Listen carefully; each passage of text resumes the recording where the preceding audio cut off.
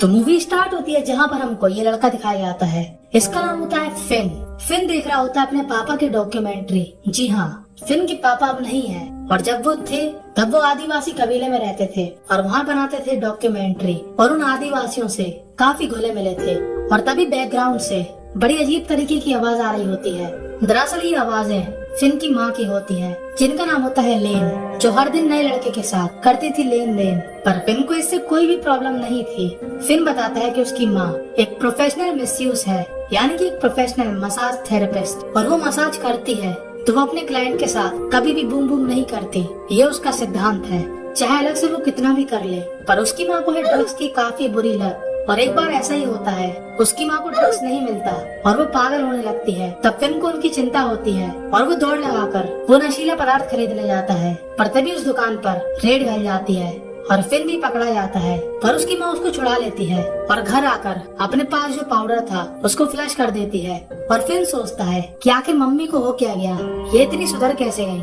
दरअसल लेन का एक काफी ओल्ड फ्रेंड है जो कि अमेरिका का 7वें नंबर पे आने वाला सबसे अमीर आदमी है, और उस अमीर आदमी का नाम होता है ऑसबॉर्न। और उसने लेन और फिन को अपने यहाँ पर बुलाया रहने के लिए, और ये पुलिस वाला इन दोनों को लेने आया है। ये पुलिस वाला बताता है कि तुम्हारी माँ मिस्टर ऑसबॉर्न की फिजिकल मसाज थेरेपिस्ट रहेगी। और फिन को समझ में नहीं आता कि आखिर ऐसा कौन सा आदमी है कि एक मसाज करने वाली औरत को अपने पास बुलाएगा और रहने के लिए घर देगा। जरूर उसको मेरी माँ लेन के साथ लेन देन करना होगा।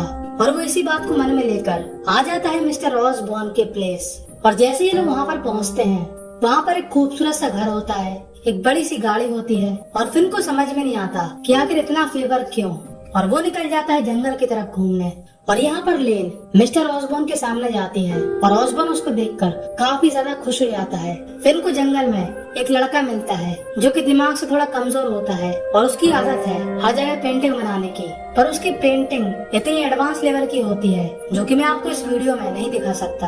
तभी उसको वहाँ पर एक बलून में एक लड़का दिखता है, इसका नाम होता है ब्रेस। ये होता है ऑसबॉर्न का पोता, जो खूब खाता खूब पीता और अपने आसपास की लड़कियों के साथ रोज रात में सोता। ऑसबॉर्न की एक लड़की है जिसके 2 बच्चे हैं, पहला है ब्रेस और दूसरी है माया, जिससे हम आगे मिलेंगे। ये होती है ऑसबॉर्न की बेटी, जो कि लेन से अच्छा बर्ताव नहीं करती। ऑसबॉर्न बताता है कि एक डॉक्टर है और एक बॉडी थेरेपिस्ट भी। और उसकी लड़की के जाने के बाद लेन कहती है कि मैंने जब कहा कि मैं डॉक्टर हूँ, तब ऑसबॉर्न बोलता है कि 10 स्क्वायर माइल में फैला हुआ ये घर, इसके अंदर तुम एक डॉक्टर हो और एक मिसयूज होने में कोई गलती भी नहीं। और लेन को काफी अच्छा लगता है कि ऑसबॉर्न उसको काफी इज्जत देता है। यहाँ पर एक और लड़की होती है जिसका नाम होता है जेरी, जो कि फिन के घर में काम करती है, और वो फिन को अपने अनमोल रत्न दिखाती है। पर तभी उसको दिखता है घोड़ा, और वो उस अनमोल रत्नों को छोड़कर घोड़े पे ध्यान देने लगता है। और जेली को लग जाता है बुरा, पता नहीं फिन कैसा है, मतलब थोड़ी तो वैल्यू देना चाहिए। अब एक बार फिन अपनी मॉम के साथ शॉपिंग करने जा रहा होता है। तभी उसको वहाँ पर एक आदमी दिखता है। ये मिस्टर ऑसबॉर्न का डॉक्टर होता है, जिसका नाम होता है जेफर, जो खुलेआम फिन के सामने उसकी मोम पर डोरे डालता है। और फिन को ये बात अच्छी नहीं लगती। अब फिन को बात करनी थी ऑसबॉर्न से अपने डाउट क्लियर करने के लिए, और फिन निकल जाता है जंगल के रास्ते से। और वहाँ पर एक आदमी शिकार कर रहा होता है। वो फिन से कहता है कि यहाँ से जाओ, और थोड़ी आगे जाने पर फिन को एक हिरन मिलता है जो कि तीर से मर चुका होता है। और वहीं पर एक ट्रैप होता है और बेचारे फिन का पैर उस ट्रैप पर फंस जाता है। और फिन इतना खतरनाक तरीके से चिल्लाता है कि वहाँ पर एक लड़की आ जाती है जिसने ये जाल बिछाया था, और यही लड़की होती है माया, ऑसबॉर्न की पोती। दरअसल ये ट्रैप उसके लिए बिछाया गया था जो जानवरों को मारता है, और माया उसको उस ट्रैप से छुड़ाकर अपने साथ ले जाती है। उसकी माँ उसको देखकर काफी घबरा जाती है और माया ले जाती है उसको अपने साथ अपने डैड से मिलवाने। फिन कहता है हाय, तब माया बताती है कि मेरे डैड किसी की हाय नहीं लेते क्योंकि वो कोमा में है। तब फिन कहता है बुरा नहीं मानो, मैंने तो अपने पापा को आज तक देखा भी नहीं है। और मालूम है ये दोनों अपने पापा के दुख में क्या करते हैं, एक दूसरे को किस। वाह क्या बात है। और फिर इस बारे में काफी सोचता है, पर उसकी भावनाएं काफी दूसरी आ रही होती हैं।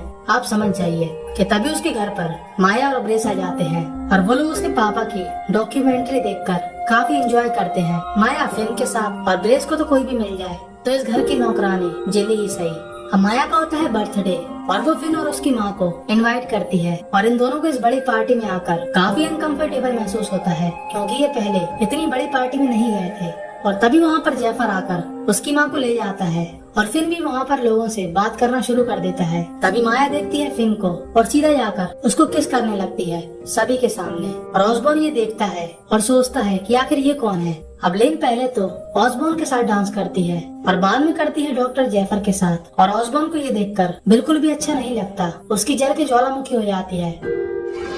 और दूसरी तरफ फिन गाड़ी से माया को जंगल की कोपची में ले जाता है और उससे पहले ये लोग कुछ ज्यादा करते कि तभी पुलिस वाला आ जाता है और कहता है घर जाओ बेटे। और अगले दिन फिन जाता है ऑसबॉर्न के पास और उससे कहता है कि मुझको ये बात खटक रही है कि आप मेरी मॉम को इतनी इज्जत क्यों दे रहे हो। आपने हमको घर दिया, काम करने के लिए नौकर चाकर दिए, काफी ज्यादा इज्जत दे रहे हो, आप जरूर मेरी मॉम लेन के साथ लेन देन करते हो। तब ऑसबॉर्न कहता है जबान संभाल अपनी, तेरी माँ मेरी बहुत अच्छी दोस्त है, इससे ज्यादा कुछ नहीं। पर फिन को यकीन नहीं होता। तब ऑसबॉर्न उसके सामने खड़ा होता है, पहले अपनी पैंट उतारता है और फिर अपनी चड्ढी। और फिन की हवा खराब हो जाती है कि इस बुड्ढे को क्या हो गया। तब फिन की नजर जाती है ऑसबॉर्न के प्रोडक्ट पर और वो ऑसबॉर्न से कहता है कि आपके पास बैट तो है पर बॉल कहाँ पर है। तब ऑसबॉर्न कहता है कि मेरे एसी के आसपास के एरिया में कैंसर है और उसको स्लो करने के लिए मेरी गेंदों का त्याग करना पड़ा।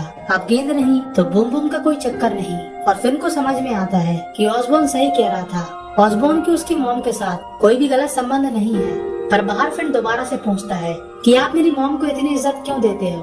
तब ऑसबॉर्न बताता है कि इटली में एक हॉस्पिटल में मैं काफी बीमार था और आत्महत्या करना चाहता था, पर तुम्हारी मॉम ने मेरी जान बचाई। तुम्हारी मॉम मेरे लिए एक एंजल के समान थी। और अब फिन को काफी अच्छा लगता है। अब एक दिन सुबह सुबह ब्रेस फिन से कहता है कि तुम फ्यूचर में मेरी बहन के पति होगे और हम दोनों होंगे हमेशा से बहुत अच्छे दोस्त। अब इसी रात फिन दौड़ लगा कर जा रहा होता है माया के पास और उसके घर में उसकी माँ के पास आता है जेफर। और इस बार लेन जेफर के साथ लेन देन करती है। पर फिन जैसे ही माया के साथ स्टार्ट करता है, कोई उनकी खिड़की पर पत्थर मार के भाग जाता है और इनका काम रुक जाता है। और यहाँ पर जेफर लेन को बताता है कि तुम्हारा लड़का यहाँ पर बिगड़ रहा, वो शायद पाउडर का इस्तेमाल करता है। और लेन को उसकी पॉकेट से वो पाउडर मिलता भी है, पर असलियत में ये पाउडर किसी और का होता है। पर लेन ये नहीं समझती, वो उस पर गुस्सा होती है। पर फिन अपनी मॉम को समझाने के लिए घर का पूरा काम काज करने लगता है और ऑसबॉर्न की गाड़ी रोककर उससे जॉब की बात करता है। और ऑसबॉर्न उसको अपने यहाँ पर जॉब पर रख लेता है। और ऑसबॉर्न फिन को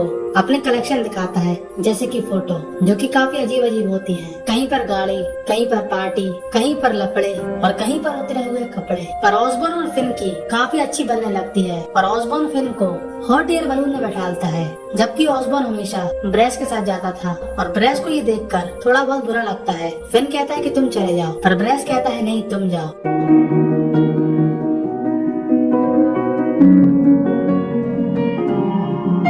अब फिन हमेशा की तरह माया से मिलने जाता है, पर तभी रास्ते में उसको कोई पकड़ लेता है और कुत्ता बना बना के मारता है। और फिन को वहाँ पर एक लाइटर दिखता है और उस दिन वो घर से बाहर नहीं निकलता। और उसकी माँ उसके घाव देखकर काफी डर जाती है, क्योंकि वो घाव काफी गहरे थे। और ऑसबॉर्न पुलिस वाले से कहता है कि तुम पता करो कि फिन के साथ ये किसने किया। और तभी माया और ब्रेस उससे मिलने आते हैं। माया कहती है कि मेरे पापा के ऊपर भी ऐसा ही हमला हुआ था, तब से वो कोमा में है, उनको किसी ने शॉटगन मार दी थी। और बाहर निकलकर ब्रेस फिन को एक गन देता है सेफ्टी के लिए, पर फिन उसी रात गुस्से में आकर उस बंदूक की सारी गोलियां वेस्ट कर देता है। अब अगले दिन जिली काफी दुखी होती है। दरअसल उसको काम से निकाल दिया गया था, पर जिली के पास पैसे नहीं होते आगे सरवाइव करने के लिए। वो सिर्फ 17 साल की है। तब फिन उसको कुछ पैसे देता है और जिली देती है उसको थोड़ा प्यार। पर यहाँ पर थोड़ा थोड़ा करके काम काफी आगे बढ़ जाता है और बूम बूम तक पहुँच जाता है कि तभी फिन के यहाँ पर आती है माया। और जल्दी जल्दी में फिन जिली को नहीं छुपा पाया और माया को समझ में आया कि फिन ने दिया धोखा और वो वहाँ से गुस्से में चली जाती है। अब एक बार लेन इस पेंटर को देखती है पेंटिंग बनाते हुए, और इसका नाम होता है विनी। विनी वही पेंटिंग बनाता था जो वो देखता था। तभी लेन उसकी पेंटिंग देखती है जहाँ पर ऐसा दिखता है कि फिन पर किसी ने हमला किया, यानी कि विनी ने उस हमलावर को देखा था। और लेन उससे पूछती है कि वो कौन था। तब विनी कहता है ब्रेस का नाम। और लेन जाती है सीधा ऑसबॉर्न के पास और वो ऑसबॉर्न से कहती है कि फिन को मारने वाला तुम्हारा पोता था। तब ऑसबॉर्न कहता है कि अगर तुम मुझको थोड़ा सा भी अपना दोस्त मानती हो तो इस बात को किसी को नहीं बताओगी, वरना मेरी इज्जत की धज्जियां उड़ जाएंगी। और लेन यहाँ पर मान जाती है, पर वो ऑसबॉर्न से काफी नाराज होती है और अगले दिन ऑसबॉर्न ब्रेस से कहता है कि तू जितना सीधा बनता है उतना है नहीं। तेरे पापा के साथ क्या हुआ था वो हम दोनों को ही मालूम है, यानी कि माया और ब्रेस के पापा के कोमा की वजह कहीं न कहीं ब्रेस था। ऑसबॉर्न कहता है कि तूने आखिर फिन को क्यों मारा? तब ब्रेस कहता है कि आपने उसको मेरे बलून में जगह दी, जबकि हर साल आप मेरे साथ जाते थे। आपका पोता मैं हूँ, वो नहीं। तब ऑसबॉर्न कहता है कि तू बेवकूफ इंसान है, तेरा दिमाग निकल गया सर से, तेरे जैसा पोता नहीं चाहिए, तो निकल जा मेरे घर से। और ब्रेस वहाँ से चुपचाप जाने लगता है कि तभी ब्रेस को पता नहीं क्या होता है और वो वापस आकर तकिए से ऑसबॉर्न का मुंह दबा देता है और उसको मार देता है और चिल्लाकर कहता है कि ग्रैंडपा उठ नहीं रहे, अब लोगों को क्या मालूम कि उनको दुनिया से उठाने वाला ब्रेस ही है। और ऑसबॉर्न की मौत की खबर के बाद फिन और उसकी मॉम को काफी बुरा लगता है। फिन ऑसबॉर्न की काफी इज्जत करता था, पर यहाँ पर लोगों को ज्यादा फर्क नहीं पड़ रहा था। तो माया से सॉरी कहने की कोशिश करता है कि तभी वहाँ पर ब्रेस आता है। अब फिन को नहीं मालूम था कि उस पर हमला ब्रेस ने किया था, पर तभी फिन ब्रेस के लाइटर से उसकी सिगरेट जलाता है और ये वही लाइटर होता है जो उसको वहाँ पर दिखा था जहाँ पर उस पर हमला हुआ था। और वो समझ जाता है कि ये ब्रेस ही है जिसने उस पर हमला किया था। और फिन काफी गुस्से में आ जाता है और दौड़ लगाकर ब्रेस की दी गई गन निकालता है कि तभी वहाँ पर ब्रेस आ जाता है और उससे कहता है दम है तो मार के दिखा। पर जैसे ही फिन ट्रिगर दबाता है गोली नहीं निकलती, क्योंकि भाई साहब ने गोली हवा में फायरिंग करके पहले बर्बाद कर दी थी। और अब फिन डर जाता है क्योंकि ब्रेस था मुस्टंडा। पर ब्रेस कहता है कि जैसे मैंने तुझको मारा वैसे ही तेरी मॉम को मारूंगा। और ये बात सुनकर फिन उसके सिर में मारता है डंडा, पर ब्रेस अपने आप को बचा लेता है। पर गलती से ब्रेस का पैर फंदे में फंस जाता है और अब फिन के पास होता है पूरा मौका ब्रेस को ऑसबॉर्न के पास पहुंचाने का, पर वो ऐसा नहीं करता और ब्रेस को पुलिस पकड़ लेती है। और फिन और उसकी माँ यहाँ से जाने का डिसाइड करते हैं कि तभी वहाँ पर माया आती है और फिन से कहती है कि मैं स्कॉटलैंड जा रही हूँ पढ़ाई करने। और माया उससे अपने भाई की हरकत के लिए दिल से सॉरी कहती है। और माया के जाने के बाद फिन और उसकी माँ भी यहाँ से चले जाते हैं। और बस यहीं पर ये मूवी दी एंड हो जाती है। तो आपको मूवी की एक्सप्लेनेशन कैसी लगी कमेंट में जरूर बताना। टेलीग्राम चैनल को कर लेना ज्वाइन और इन दोनों वीडियो में से कोई भी मूवी चूज करके देख सकते हो। ये दोनों ही मूवी काफी बेहतरीन है।